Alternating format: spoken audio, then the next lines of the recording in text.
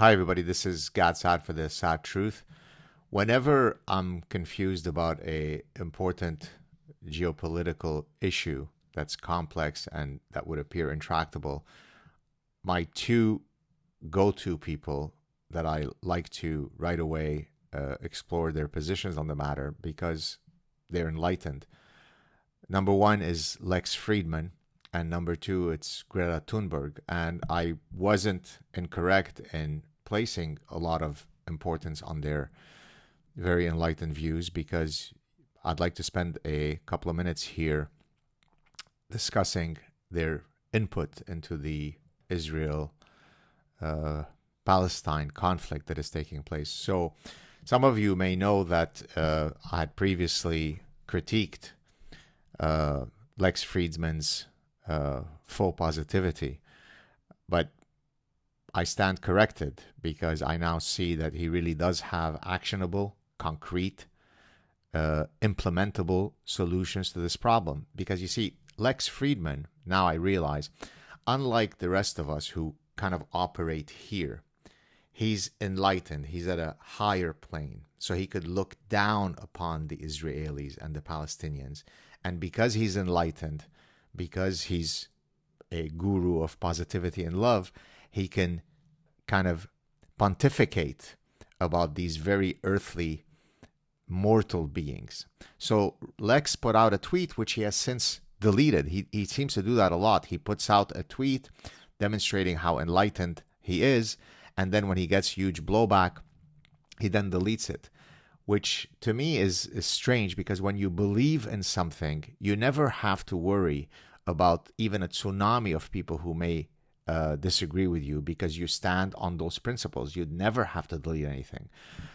So here's what Lex wrote. Every religion teaches love. Let's focus on that. Oh, that's beautiful. I mean, think about it. There are 1,400 people who no longer exist, some of whom were decapitated, some of whom were raped, burned, shot. 1,400 Israelis that tomorrow will be 2 weeks that they no longer exist. Their bodies aren't yet completely, they're still a bit warm, and Lex decides from his, home in Austin to pontificate on really a better vision. And the better vision is all religions teach love. Let's give that a shot. Okay. Now, when I critiqued his position yesterday, I got the usual response back, which is, he's young. Why are you going after him, Professor Saad? He's young. I agree. In retrospect, I realize that Lex is a 40-year-old child. What kind of monster, right here, myself, what kind of monster would pick on a 40-year-old child? Let's kind of put it in context. Alexander the Great conquered Asia when he was 20. But now you have Lex, who's very enlightened, very positive, very loving, right? 1,400 people slaughtered. So there is an expression, I won't get into Arabic for my non-Arabic speakers. When you don't have anything worthy to say, shut the F up. You have a large platform. It's unimaginable to me who would listen to this buffoon. But I go after Lex not because I have posters of Lex. Again, all of the idiots always do. If I say something about Donald Trump, it's because I'm obsessed with Donald Trump. If I criticize Sam Harris, it's because I'm envious of the size of his podcast. If I go after the idiot Bassem Youssef who was on Piers Morgan doing this very poisonous satire, it's because he's got a bigger show than me. What kind of moron thinks that? Like, you think I sit there and I'm doing an envy calculus? I go after Lex because he represents a parasitized mind. Now, if he only had 3 followers, who cares? But when he has, I don't know how many followers he has a lot of followers, and therefore his voice can influence people, and people say, yes, we have to implement his love. Let's play a game theoretic episode. Suppose we now populated all of the IDF commandos with a mindset of Lex.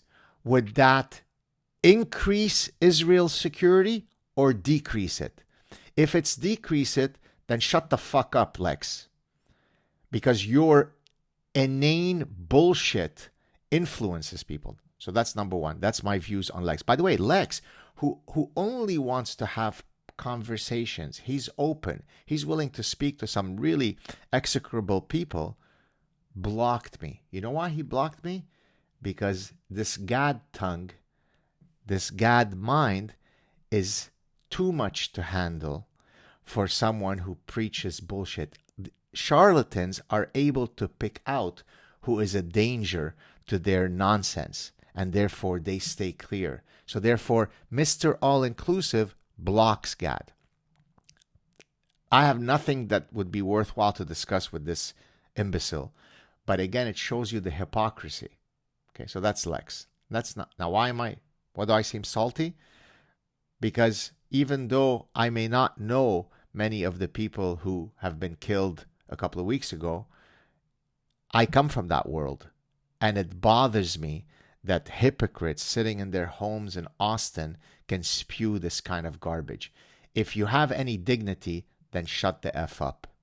If you have nothing worthwhile to say. But now here comes the more powerful, even someone smarter than Lex. We've got Greta Thunberg, week 270. This is a tweet I'm reading. Today we strike in solidarity with Palestine and Gaza. The world needs to speak up and call for an immediate ceasefire, justice and freedom for Palestinians and all civilians affected. Hashtag free Palestine. Hashtag I stand with Palestine. Hashtag stand with Gaza. Hashtag Fridays for future thread. And then there are 4 women that look like they're in a struggle session. They're void of joy, void of any sense of, they're absent. Their eyes are absent. Stand with whatever. This Jew with Palestine stands with Palestine. Exactly.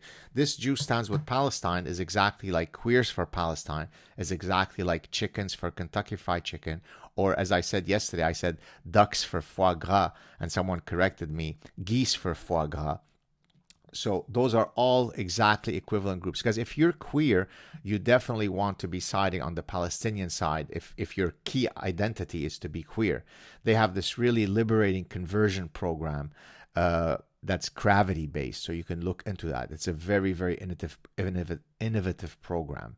They take you up to the top of the roof, and then they kind of introduce you to gravity. So it's a way to really celebrate your queer identity. And so Jews for Palestine, this person is more, she's enlightened just like Lex, right?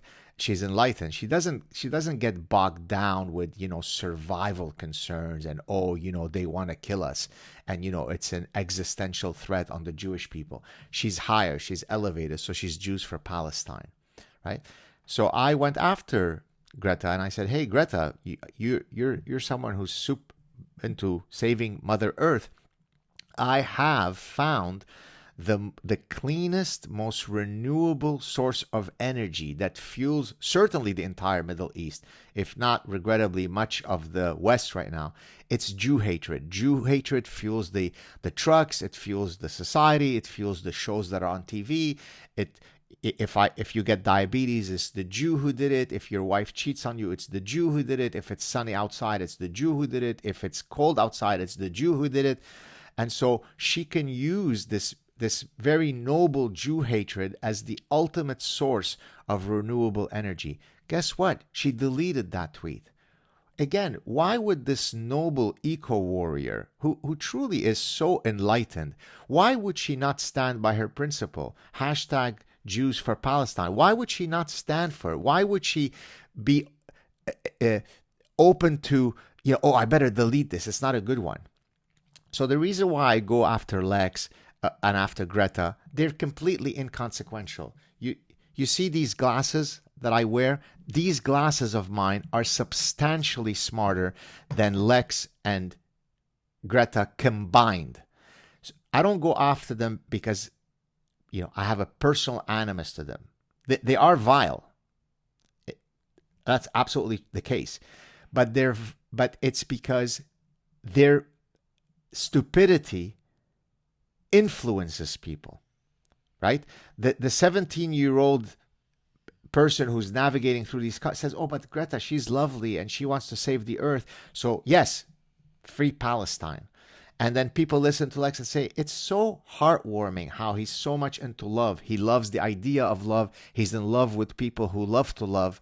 And again, he's higher than those Israeli and Palestinian people fighting, because he knows that all religions preach love, which, by the way, is not true. Religions have specific content. That content is then acted upon in the world. For example, Jains, right? Jainism, they walk and they sweep the floor when they're walking, because their religion is so pacifist that they don't even want to inadvertently step on an ant. That's pacifism. Now, the dynamics in the Middle East have certain religions fighting each other, where, at least as far as I know, you could read maybe this book, The Parasitic Mind, chapter 1, 6, and 7, they don't preach the same kind of love as Jains. So Lex, shut the F up. Take care, everybody.